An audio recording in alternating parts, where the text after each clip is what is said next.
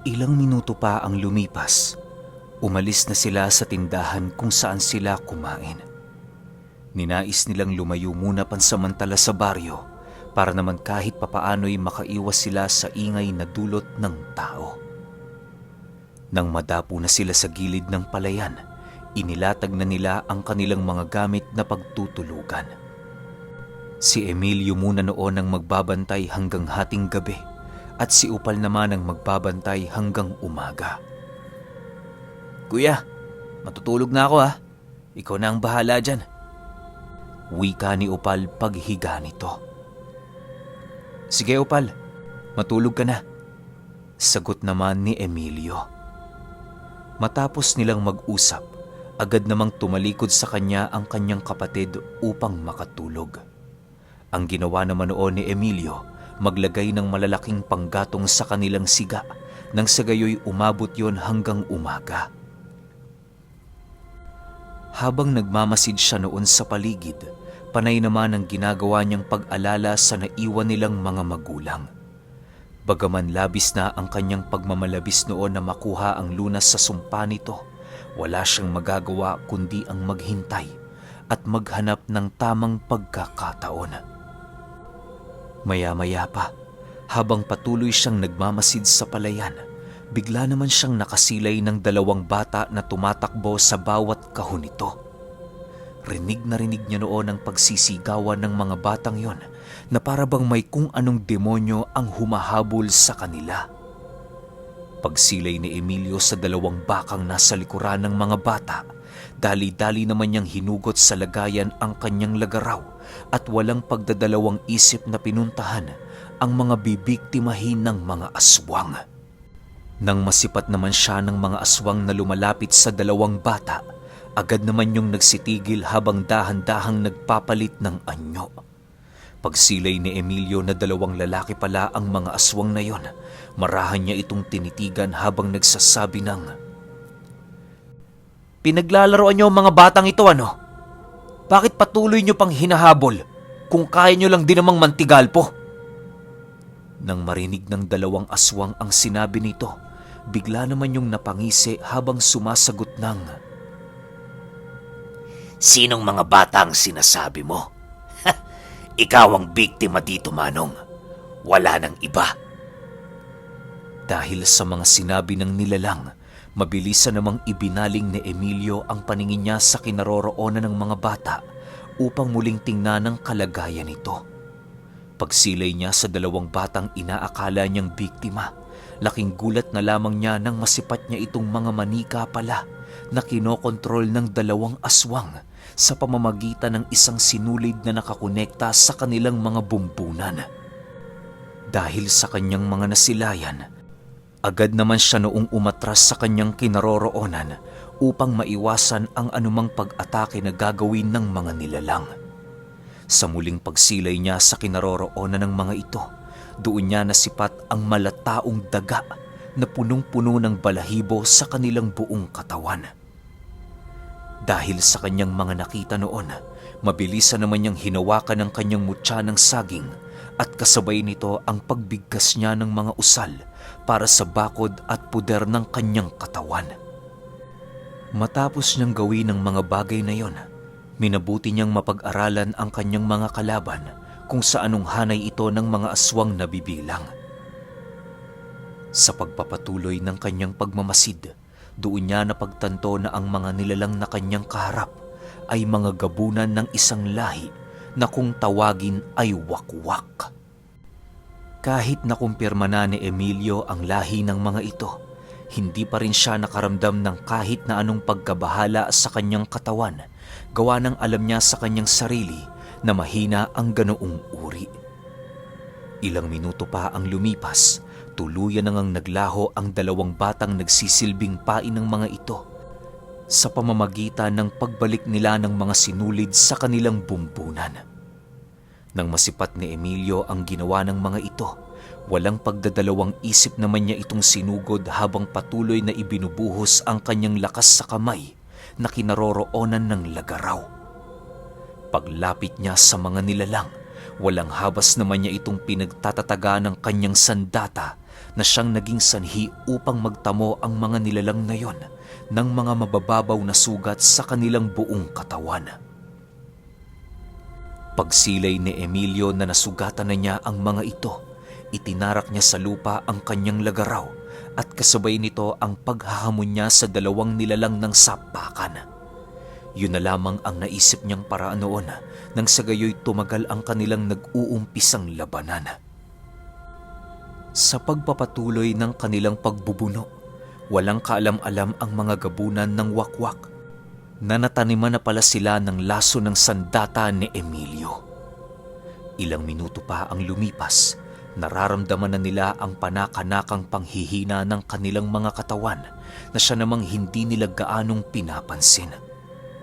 Pagsilay nila sa paglundag noon ni Emilio sa kanilang harapan, bigla na lamang silang napaatras habang patuloy na sinasalag ang mga mabibigat nitong kamao.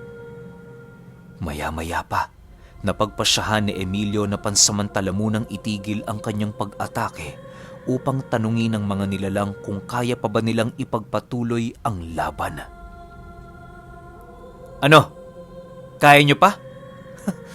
Parang nabaliktad ang sitwasyon natin ngayon Hindi ba isang kahiya-hiya sa inyo na ang inyong binibiktima ang siya ngayong naninikil sa inyong dalawa? Wika ni Emilio habang nilalapitan ang kanyang lagaraw na nakatarak sa lupa.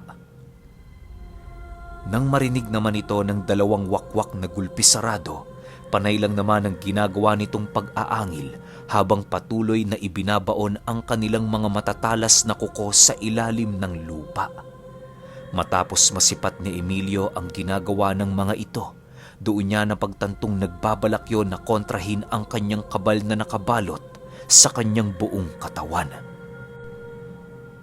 Ilang minuto pa ang lumipas, tuluyan na ngang sumugod papalapit sa kanya ang mga wakwak na siya namang dali-dali niyang pinaghandaan. Nang makita niyang papasugod na yun sa kanya, buong lakas naman niyang ikinumpas ang kanyang lagaraw at kasabay nito ang pagtagos nito sa mga kamay ng nilalang. Pagbagsak ng mga gabunan sa lupa, agad na kumalas ang kanilang mga kamay na siya namang labis na nagbigay sa kanila ng hindi maipaliwanag na sakit. Maya-maya pa, napagpasyahan na ng dalawa na kumaripas ng takbo papalayo sa kinaroroonan ni Emilio. Sabihin niyo sa inyong angkan at sa iba pang aswang na inyong kaibigan, biktima kayo ng magkapatid na mananaga ng mga aswang. Maghintay kamo sila dahil hahanapin namin sila para patayin. Wika ni Emilio sa dalawang nilalang na kumakaripas ng takbo. Sa pagbalik ng katahimikan sa paligid, agad naman niyang inayos ang kanyang punit-punit na damit at dahan-dahang bumalik sa kinaroroonan ng kanyang kapatid. Pagdating niya roon, nadatna naman niyang tulog mantika si Upal na parabang wala itong inaalala sa lugar. Upal, gising na. 12:00 na Ikaw naman. Wika ni Emilio habang kinakalabit sa balikat ang kanyang kapatid. Nang marinig naman ni Upal ang kanyang pagtawag, dali-dali naman itong tumayo at sumagot ng, sige kuya, pasensya ka na napahimbing masyado ang tulog ko Matapos nilang mag-usap, pansamantala munang nakipagkwentuhan si Emilio sa kanyang kapatid.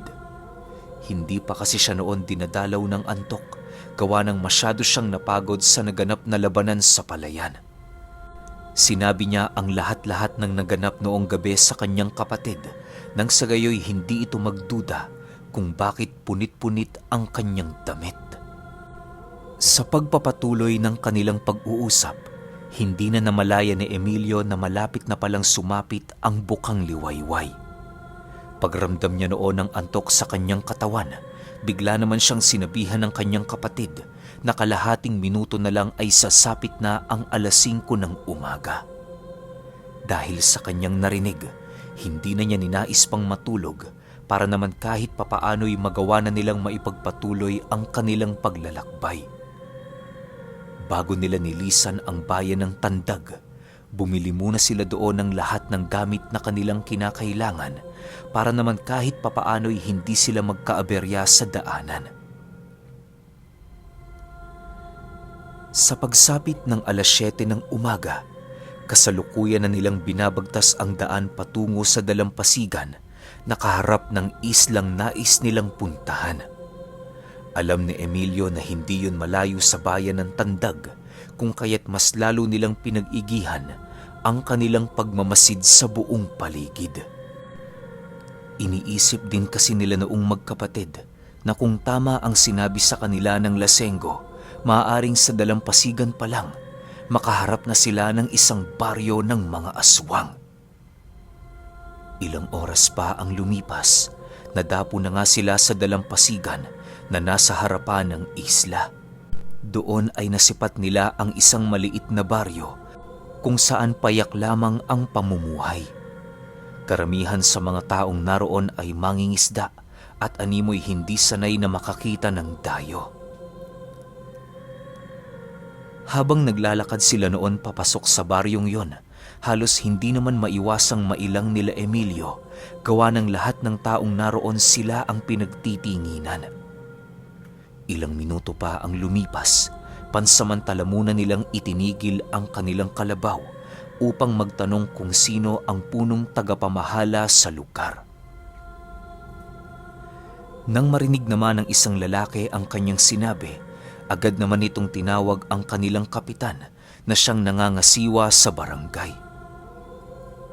Magandang umaga mga Ginoo. Maaari bang malaman kung ano ang atin? Mukhang malayo-layo ang pinanggalingan nyo ah. Bungad na wika ng kapitan. Oo nga ho eh. Siya nga ho pala Ginoo. Maaari ho bang makahingi sa inyo ng permiso?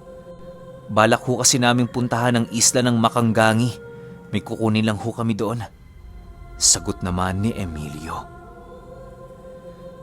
Nang marinig ito ng kapitan, bigla naman itong natigilan sa kanyang kinaroroonan ng sa hindi maipaliwanag na dahilan. Maya-maya pa, walang pagdadalawang isip itong lumapit sa kapatid at nagyaya na kung maaari, sa bahay sila nito mag-usap. Dahil sa yun lang ang nakikitang paraan noon nila Emilio para makakuha ng kasagutan, kaya naman sumang-ayon sila sa kagustuhan ng kapitan.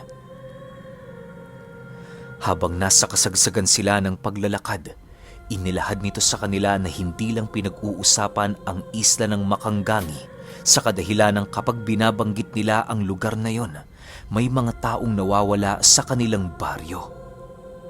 Dagdag pa ng kapitan na sa isla ay may mga nakikita silang kakaibang nilalang na naglalakad sa tubig at lumilipad sa kalangitan.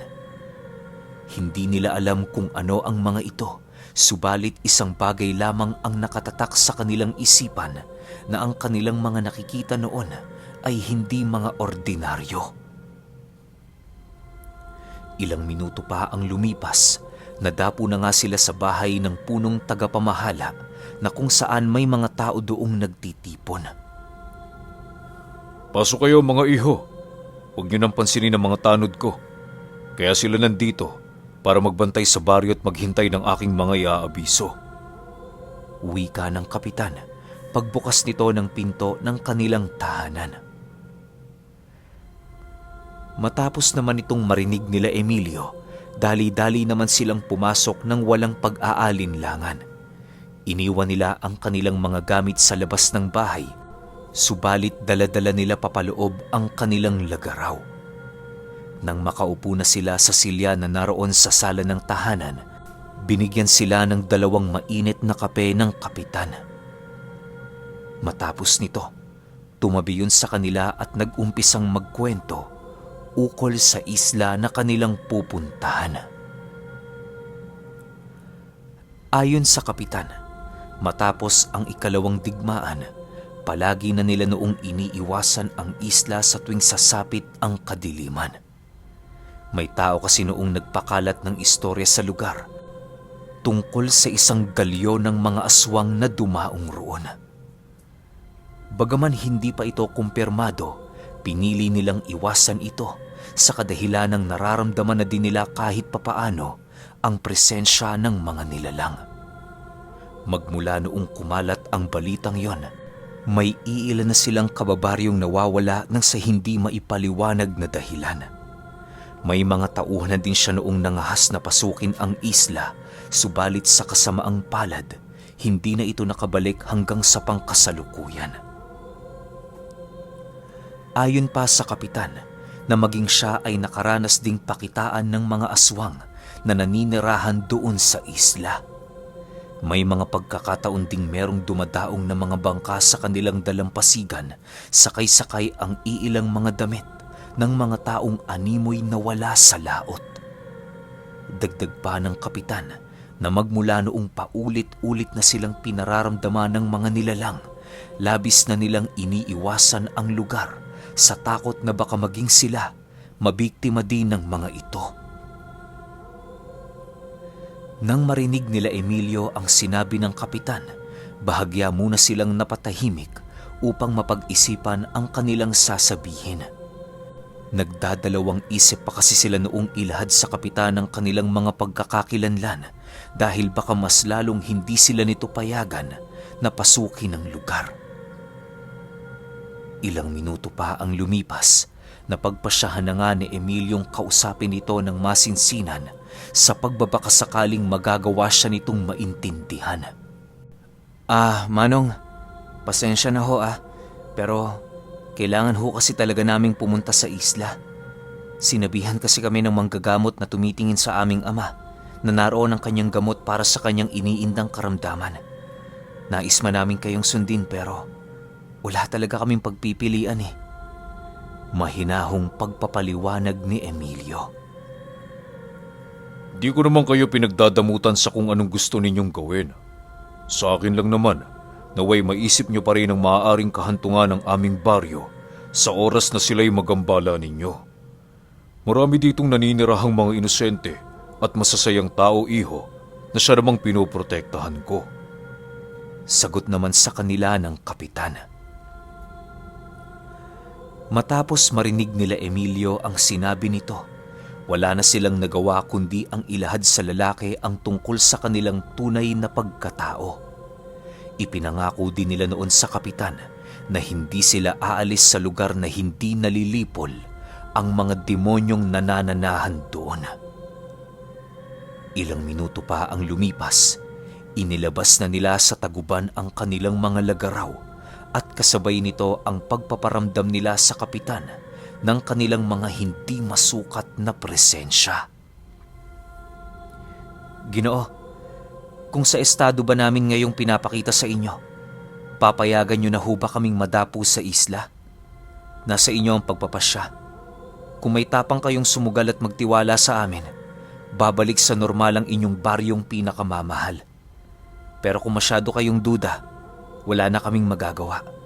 Habang buhay na kayo ditong magtatago sa dilim na siya namang dadanasin ng mga anak ng inyong supling. Pag-isipan niyo ho ng mabuti sapagkat minsan lang kaming madadapo sa lugar na ito. Wika ni Emilio sa kapitan. Nang marinig naman ito ang kanyang sinabi, pansamantala muna itong natigilan na parabang pinag-iisipan niya ng mabuti ang kanyang magiging pasya. Maya-maya pa, humingi yun sa kanila ng 2 oras upang magsagawa ng isang pagpupulong sa lahat ng kanyang mga kababaryo. Naiintindihan naman ito nila Emilio gawa ng ang pagpapasya ng kapitan ay nangangailangan ng permiso ng kanyang mga tao. Sa pag-alis nito sa kanilang pamamahay, doon na muna pansamantalang nagpahinga sila Emilio. Sabay silang 2 noong natulog para naman kahit papaano'y mabawi nila ang kanilang mga lakas. Ilang oras pa ang lumipas, bigla naman silang nagising nang marinig nila ang pagtawag sa kanila ng kapitan ng baryo. Paglabas nila sa bahay na yon, bumungad sa kanila ang iilan nitong mga kababaryo na naroroon. Habang pinagmamasdan nila ang mga ito, napansin nilang tahimik lamang yon na parabang naghihintay ng kasagutan galing sa kanilang 2. Sabihin ninyong magkapatid, paano nyo lulupigin ang isang angka ng aswang sa isla? 2 lang kayo. Kaya na may sigurado kaming madadaig kayo ng mga ito pagdating sa bilang. Hindi kami duda sa mga kakayahan ninyo. Ang sa amin lang, karapatan din naming malaman kung ano ang gagawin nyo pagdating nyo sa lugar na yon. Inyo sanang tandaan na anumang kapalpakan ang magagawa ninyo sa isla, kami naman ang magdudusa. Wika ng isang mangingisda. Kagaya nga ng sinabi ko sa inyong butihing kapitan, hindi kami babalik dito nang hindi sila nalulupig. Magtiwala kayo, marami na kaming karanasan sa ganito. Maaaring lamang nga sila sa bilang, pero hindi naman nila kami malalamangan pagdating sa kakayahan. Matapang na sagot naman dito ni Emilio. Nang marinig ito ng mga taga-baryo, bigla na lamang itong napatahimik dahil sa kanilang mga narinig. Bagaman salita lamang at wala pang gawa ang ipinangako sa kanila ni Emilio, mataas ang pagtitiwala nila rito sa kadahilan ng kitang-kita nila sa pagmumukha nito ang kanyang pagpupursige sa kanyang mga sinabi. Maya-maya pa, doon na nag-umpisang mag-usap ang lahat ng mga taga-baryo upang mapagkasunduan ang kanilang desisyon. Sila Emilio naman noon, matyagang naghihintay sa desisyong mapagkakasunduan ng karamihan. Ilang minuto pa ang lumipas, doon na nga lumapit sa kanila ang kapitan at kasabay nito ang paglahad ng desisyon ng karamihan. Emilio, nakuha niyo na ang pahintulot at tiwala ng lahat ng taga-baryo. Sa totoo lang, natatakot kami para sa aming kaligtasan. Pero kagaya nga ng sabi mo, kailangan namin sumugal para sa kapayapaan. Sabihin niyo lang kung ano may tutulong namin. Nakahanda kaming ibigay ito sa inyo. Wika ng kapitan. Nang marinig naman ito ng magkapatid, halos abot langit naman ang kanilang tuwa sa kadahilanang matutupad na nila ang kanilang pangako para sa ama nilang binabalot ng sumpa. Maya-maya pa, inilahad na nga ni Upal ang kanilang kakailanganin para sa nalalapit nilang misyon. Simple lang naman noon ang kanilang hiningi at yun ay ang isang hindi gaanong kalakihang bangka na kanilang masasakyan. Matapos marinig ng kapitan ang kanilang nais, walang pagdadalawang isip naman itong itinuro sa kanila ang bagong bangkang kanilang ginawa. Pagsilay doon nila Emilio, labis-labis naman ang kanilang pagpapasalamat sa mga ito dahil sa suportang kanilang ipinakita.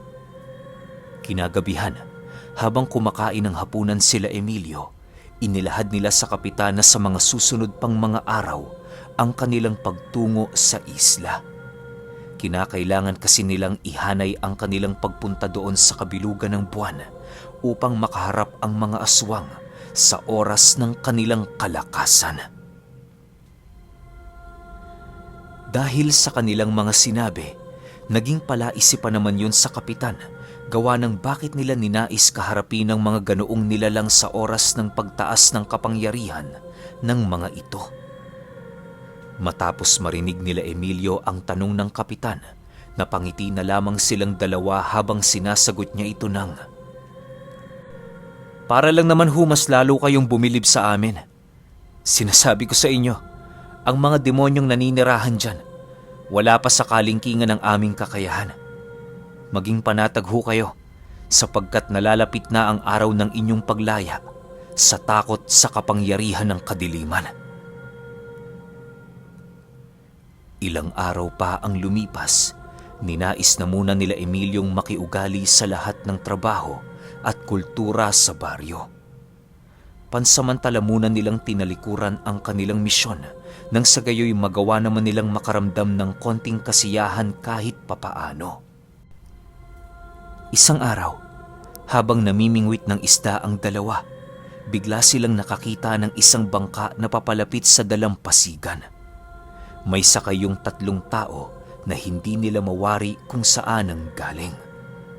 Sa pagpapatuloy ng pagmamasid dito ng magkapatid, napakunot na lamang ang kanilang mga noo nang maramdaman nilang aswang ang mga ito. "Kapitan, sila ho ba ang tinutukoy ninyo?" tanong ni Emilio sa kapitan. Oo, Emilio. Sila na nga. Palagi sila ditong bumibisita kapag sumasapit ang panghuling araw ng linggo. Hinahayaan lang namin sila dahil hindi naman sila nang aano. Sagot naman ng kapitan. Nang marinig ito ni Emilio, bigla na lamang itong napatitig sa kanyang kapatid na para bang meron silang naunawaang hindi kaaya-ayang kaganapan. Maya-maya pa, bigla namang nabaling ang atensyon ng kapitan kay Upal nang marinig niya itong sumagot ng, "Kung inaakala niyong wala silang ginagawa, nagkakamali kayo. Hindi bibisita ang mga aswang sa baryo kung wala itong pakay. Maaaring binibilang nila ang kabuuang populasyon ng baryo. O di naman kaya ay naghahanap sila ng tao na maaari nilang dalhin sa isla para gawing pagkain." Matapos nitong makapagsalita, doon na nga dumangka ang bangkang sinasakyan ng 3 pinaghihinalaan nilang mga aswang. Okay, grabe. Sobrang angas na ng magkapatid, no? Lalo na si Emilio, yung kahit isang buong baryo pa yan ng mga aswang di naabot sa aming kalingkingan. Ang lakas, grabe. Tingnan natin kung ano mangyayari sa 11. Sunod kaagad natin yun para hindi na kayo mabitin. Yun lang. Salamat.